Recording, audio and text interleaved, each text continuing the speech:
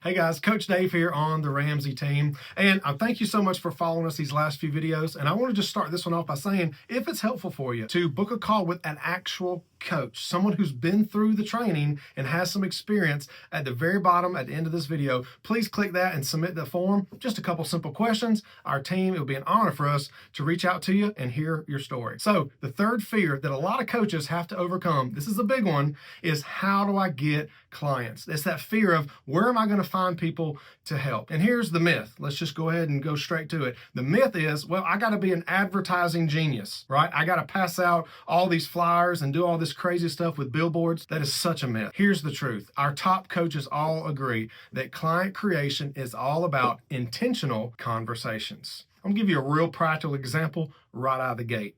One time I was at church, standing in the lobby, shook hands with a new guest, and I just simply asked him, "Hey man, what do you do for a living?" He said, "Well, I'm actually a contractor." I said, "Oh, cool. Like small projects, big projects, what do you do?" He said, "Well, mainly just residential." I said, "Man, that's really cool." And then he reciprocated. He said, "What do you do for a living?" I said, "Well, actually, I'm a Ramsey coach." He said, "What does that mean?" I said, "Do you know how 50% of marriages end in divorce?" He said, "Yeah." I said, "The leading cause of that is actually financial problems. I help people solve that problem."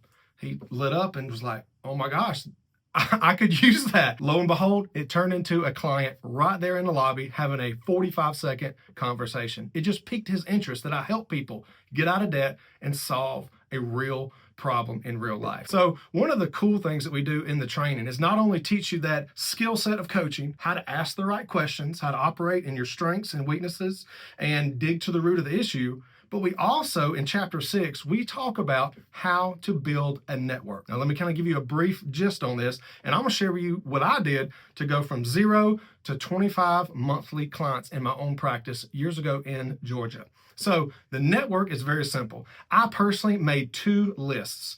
One list I called my advocates. The second list I called my professionals. So on the advocates list, I was thinking, who are people that truly believe in me? Who are people that will support me?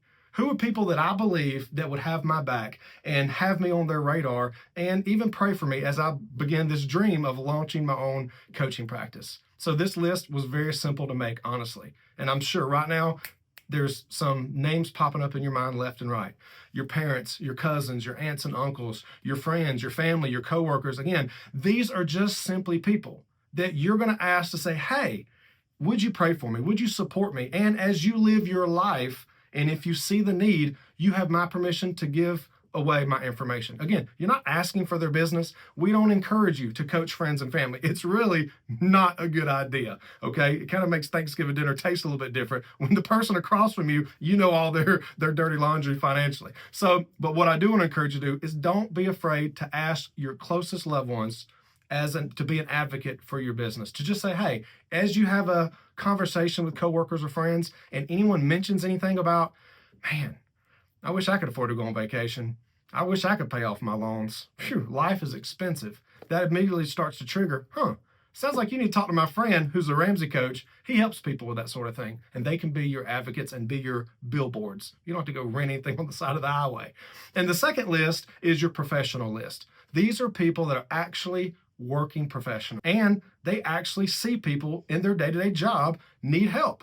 These are people like marriage counselors, pastors. These are people like financial advisors, financial planners, tax professionals, real estate agents, mortgage brokers, credit union managers, loan officers at your regular brick and mortar bank. And literally the list goes on and on. Even mechanics, and like the guy I told you earlier, contractors. They see the need of people needing help with money all day long.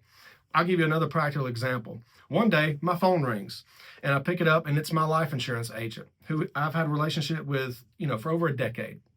He was signing up a guy for life insurance. And basically, the guy sitting across the table from him was getting a huge policy. And my life insurance agent was like, this is kind of too much. This is kind of overkill. You don't need this much coverage. And he said, "Why do you need this much coverage?" And the guy from across the table said, "Well, sir, I got a lot of debt. And when I die, I want to make sure that my family's okay and they clear off all my debt." Well, that triggered a thought in my life insurance agent, his mind. And he said, sounds like you could use the help of my friend, Dave McGuire. He's actually a trained coach. He loves helping people get out of debt. So he just simply gave the guy my information. Guess what happened? The guy called me, ended up coaching him for several months, and he paid off a ton of debt. Simple things like that, guys, is going to help you become a client creator. Now, let me give you another example. What if you stood in front of a fireplace and that fireplace was empty and you demanded heat from it? You said, "Give me heat." That's ridiculous, right? Why? Well, because you didn't take the time to create the fire. You didn't cut the wood. You didn't put on the gasoline. You didn't light the match. Why are you requiring something of the fire when you didn't even create it? It's the same thing with your coaching practice, guys. You cannot look at the world and demand clients. Clients are not something that you get. Clients are something you create. So you can't shake your fist at the marketplace and say, "Give me clients." That's unrealistic. And honestly, it's unfair. You cannot expect to sit under the shade of a tree you never planted. You cannot reap the harvest of seeds you never put in the ground. So very simple. That's a biblical principle, right? You reap what you sow. So if you start to plant, you start to sow good seed, making a good list, ask people to just simply, again, be an advocate. You're not asking them for your business, just be an advocate for me. And you make a list, a practical list of all these professionals, you are planting good seed, and you will reap the harvest of that eventually. Keyword, okay? None of this is going to happen overnight. Even Dave Ramsey himself, he says it takes years of hard work to be an overnight success. And it could be the same way with our coaching practice.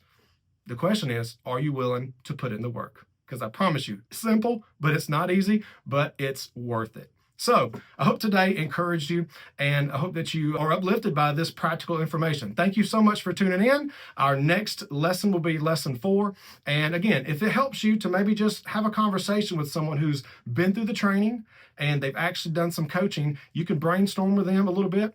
Click below. There's a simple form with several questions, and we will be honored to connect with you with our team. So we'll see you tomorrow. God bless.